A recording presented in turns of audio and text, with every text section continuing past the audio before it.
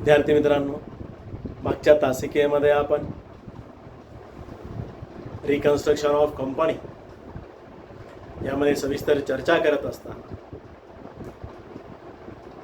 भाग भांडवलाचे एकत्रीकरण करणे किंवा कमी किमतीच्या भागाचे जास्त किमतीच्या भागामध्ये रूपांतर कशा पद्धतीने केले जाते, कन्सॉलिडेशन ऑफ शेअर कॅपिटल याची नोंद कशा पद्धतीने केल्या जाते त्यावर आपण चर्चा केली. ती नोंद करत असताना old share capital account DR to new share capital account अशा पद्धतीची नोंद आपण कीर्द नोंद केलेली आहे. आज आपण conversion of shares into stock यावरही चर्चा केली. भागाचे स्कंधात रूपांतर करणे त्याचीही नोंद जर्नल एंट्रीमध्येच केली जाते. मग कंपनीचे पूर्ण वसूल भाग असल्यास आणि कंपनीच्या नियमावलीत तरतूद असल्यास कंपनीच्या भागाचे स्कंधात रूपांतर करतायत. मग त्यासाठी सुद्धा जर्नल एंट्री केल्या जाते. ती म्हणजे share capital account DR to capital stock account. म्हणजे भागाचे स्टॉकमध्ये रूपांतर करायचं आपल्याला. Conversion of shares into stock, share capital account debit to capital stock account अशा पद्धतीची आपण जर्नल एंट्री करतो. यासोबतच विक्रीला न काढलेले भाग रद्द करण्यासाठी सुद्धा आपण जर्नल एंट्रीज करतो.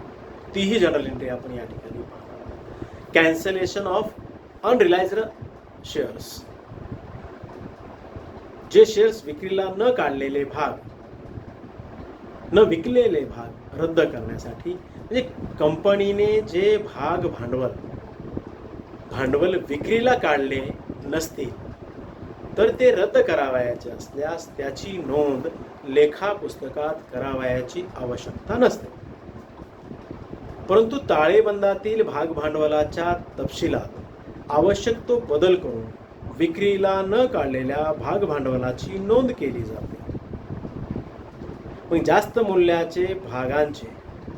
मूल्याच्या भागाचे कमी मूल्याच्या भागामध्ये रूपांतर करणे.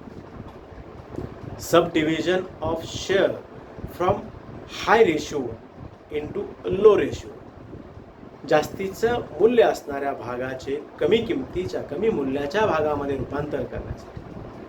मग अनेक वेळा मोठ्या रकमेच्या भागाचे लहान रकमेच्या भागामध्ये रूपांतर केले जाते. मग अशा वेळी कंपनीच्या भागांची संख्या वाढते, परंतु भाग भांडवल मात्र पूर्वी एवढेच असते. उदाहरणार्थ एखाद्या कंपनीने 10 रुपयाचे 20,000 भाग विकले आहेत.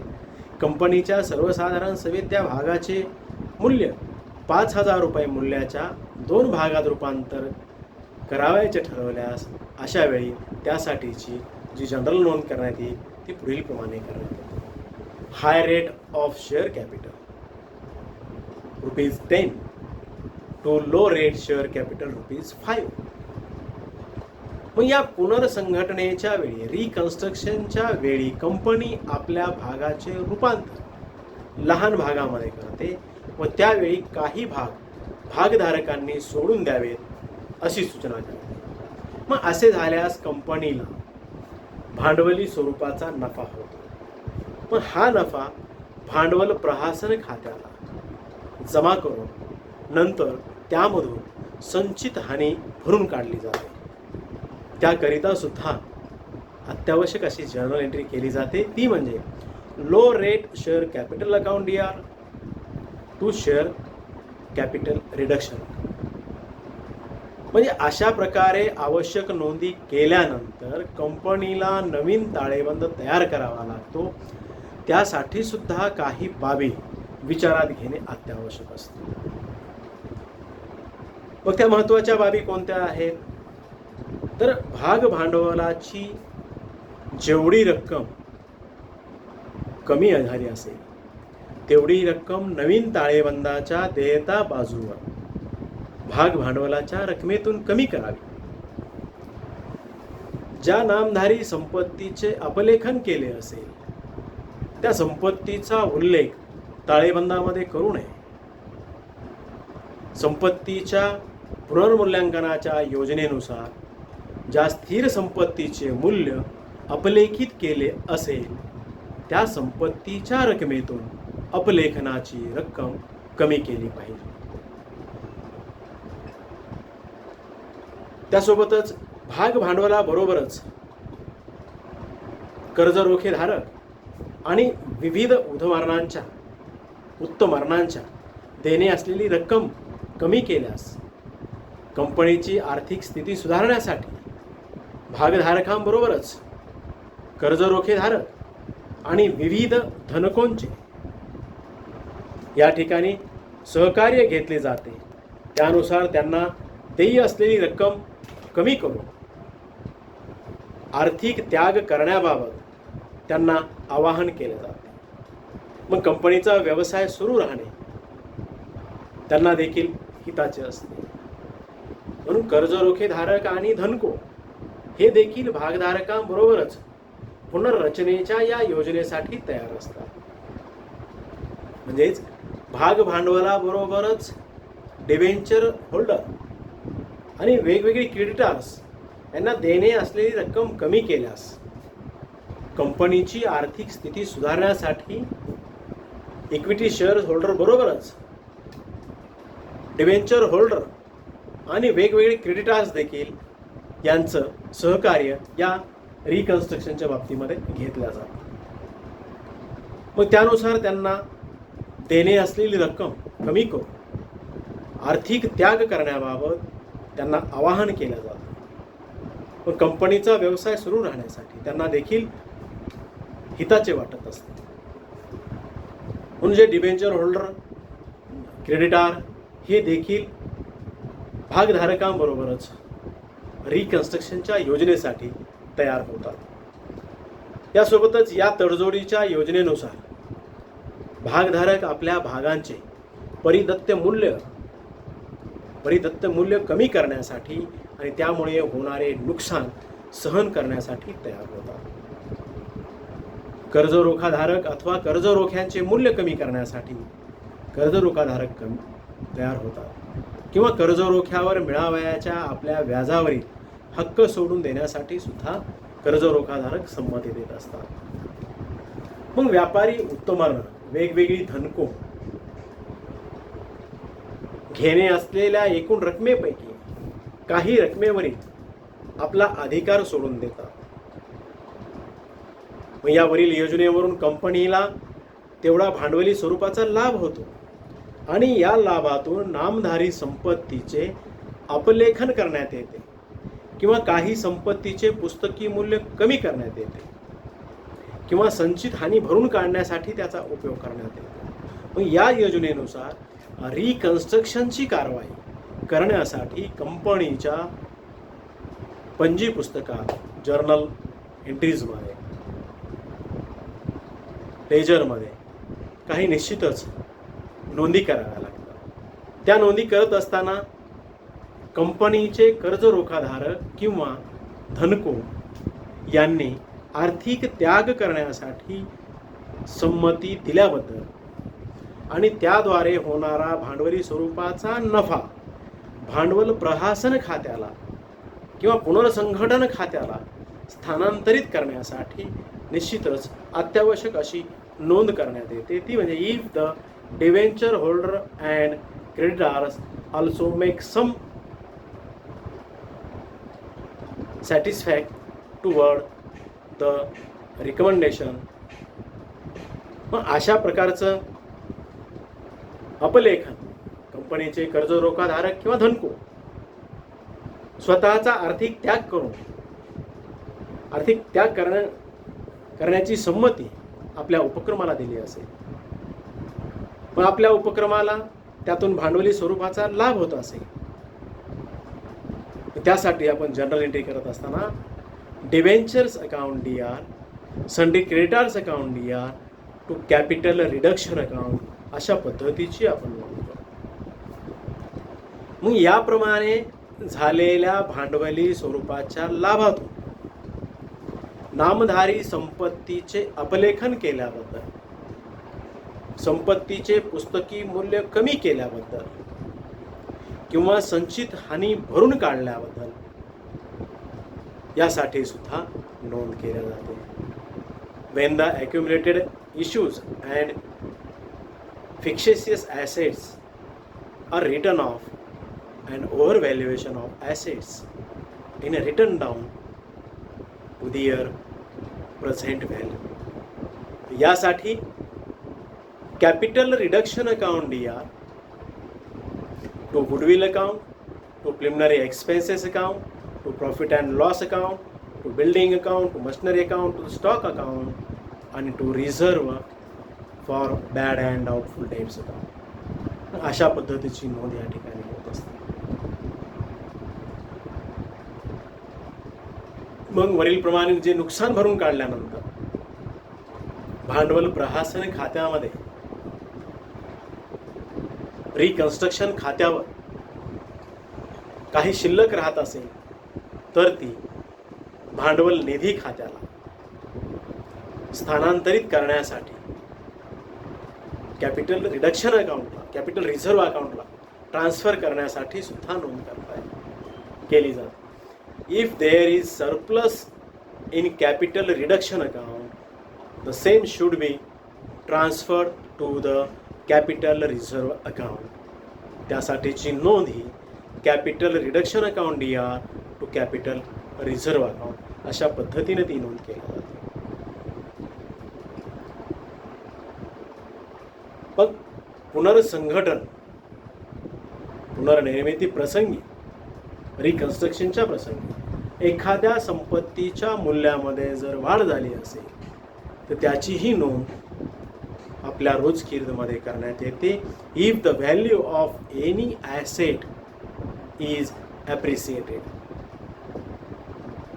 हे respective assets account debit with the amount of appreciation to capital reduction account. पण अशा प्रकारची नोंद केल्यानंतर या ठिकाणी भांडवल प्रहासन खाते, कॅपिटल रिडक्शन अकाउंट किंवा पुनर्संघटन खाते, रिऑर्गनायझेशन अकाउंट या शब्दांचा देखील प्रयोग केला जातो. मग कंपनीच्या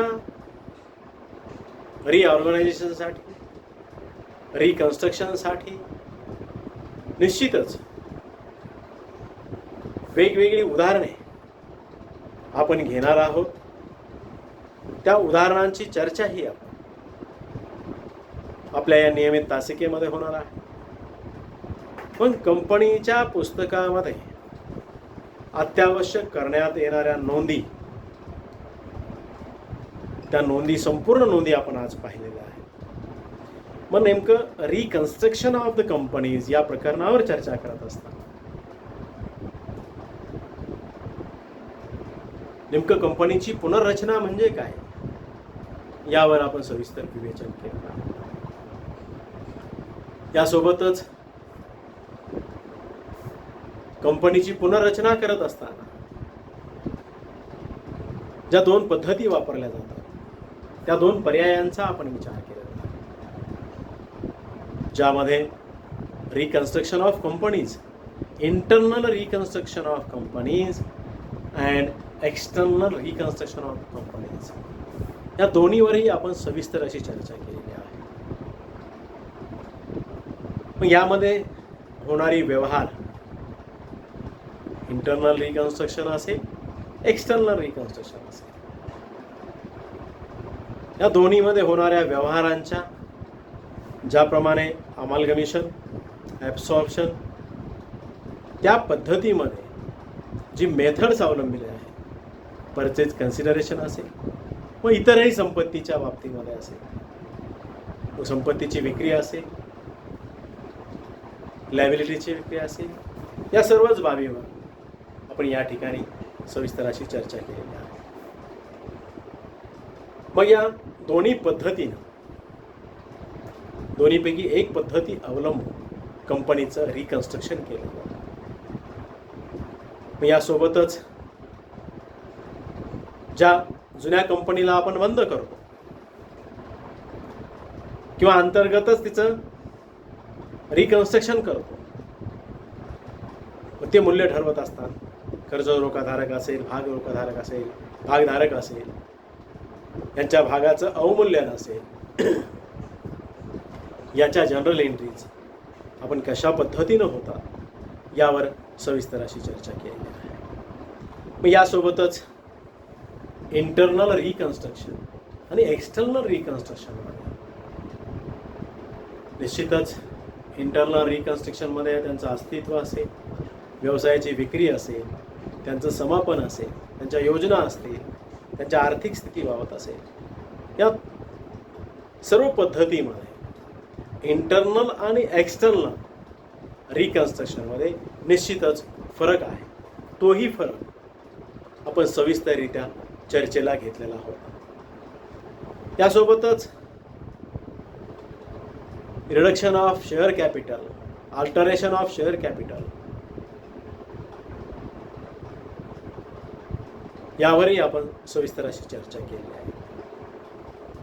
त्यासोबत स्कीम ऑफ कॅपिटल रिडक्शन, मग अशा methods of reduction in shares capital यावरही आपण सविस्तर अशी चर्चा केली आहे. मग त्याच्या होणाऱ्या अत्यावश्यक जर्नल एंट्रीज त्याचीही सविस्तर चर्चा आपण केलेली आहे. कॉन्टिंजंट लायबिलिटी म्हणजे एखाद्या संपत्तीचं दायित्वाचं किंवा कर्जरोख्याचं लेखापुस्तकात उल्लेख नसलेल्या दायित्वाचे जर प्रबंधन करावयाचे असल्यास त्यासाठीची जी नोंद होती capital reduction account DR to contingent liability account, म्हणजे गिव्ह द स्पेसिफिक नेम. मग अशा प्रकारची सुद्धा नोंद आपण या रिकन्स्ट्रक्शन ऑफ कंपनी कशा पद्धतीने केल्या जाते याच्यावर चर्चा केली आहे. वेगवेगळ्या reserve, general reserve, capital reserve किंवा अल्टरेशन इन शेअर कॅपिटल, भाग भांडवलाच्या स्वरूपात परिवर्तन करणे, कंपनी कायद्यानुसार नियमाप्रमाणे जर अधिकार असल्यास सर्वसाधारण सभेमध्ये तो ठराव पास करून घेऊन म्हणजे भांडवलाच्या स्वरूपामध्ये परिवर्तन करणे शक्य आहे. पण तेही परिवर्तन कशा पद्धतीनं केलं जातं यावरही आज आपण सविस्तर अशी चर्चा केली आहे. मग विद्यार्थी मित्रांनो, यासोबतच नवीन भाग विक्रीला काढून सुद्धा भाग भांडवल वाढवल्या जातं, भाग भांडवलाचे एकत्रीकरण केलं जातं, भागाचे स्कंदामध्ये रूपांतर केलं जातं. Sir conversion of shares into stock याही बाबतीत आपण जनरल एंट्री पाहिलेली आहे. Cancellation of unissued shares, sub division of shares from high rate into low rate यावरही आपण कशा पद्धतीने जनरल एंट्री केली जाते ती आपण पाहिलेली आहे. मग या व अशा प्रकारच्या जनरल एंट्रीज आपण नवीन कंपनी किंवा internal reconstruction and external reconstruction करत असताना घडणाऱ्या व्यवहारातल्या अत्यावश्यक नोंदी आपण पाहिलेल्या आहेत. मग भाग भांडवलाबरोबरच कर्जरोखाधारक आणि वेगवेगळी काही क्रेडिटर्स असते, त्यांना जी काही देणी रक्कम असते ती देयी असलेली रक्कम कमी केल्यावर मग त्या तडजोडीनुसार त्याची ही नोंद आपण आपल्या कीर्द नोंदवहीमध्ये करत असतो. यासोबतच वेगवेगळ्या पद्धतीच्या अत्यावश्यक नोंदी आपण रिकन्स्ट्रक्शन ऑफ कंपनीजमध्ये पाहिलेल्या आहेत. मग कधी कधी व्हॅल्यू ऑफ एनी ॲसेट्स, एखाद्या संपत्तीच्या मूल्यामध्ये वाढ झाली असेल किंवा संपत्तीच्या मूल्याची हानी भरून काढण्यासाठी त्याची जर्नल एंट्री आपण केलेली आहे. म्हणजेच भांडवल निधी खात्याला स्थानांतरित करण्यासाठी सुद्धा जर हानी भरून काढल्यानंतर म्हणजे if there is surplus in capital reduction account the same should be transfer to the capital reserve account. मग अशा वेळेस capital reduction account DR to capital reserve account, मग अशा पद्धतीच्या नोंदी आपण संपूर्णतः नोंदी यावर सविस्तर अशी चर्चा केलेली आहे. आणि यासोबतच कॅपिटल रिडक्शन अकाउंट आणि रिऑर्गनायझेशन अकाउंट या दोन्ही शब्दांचा प्रयोग reconstruction reorganisation of the company या दोन्ही शब्दांचा वापर आपण या रिकन्स्ट्रक्शन ऑफ द कंपनी या प्रकरणामध्ये पाहिला आहे. काही उदाहरणं आपण निश्चितच आपल्या गुगल क्लासरूमच्या माध्यमातून आपल्यापर्यंत पोहोचविल्या जातील. थांबू. धन्यवाद.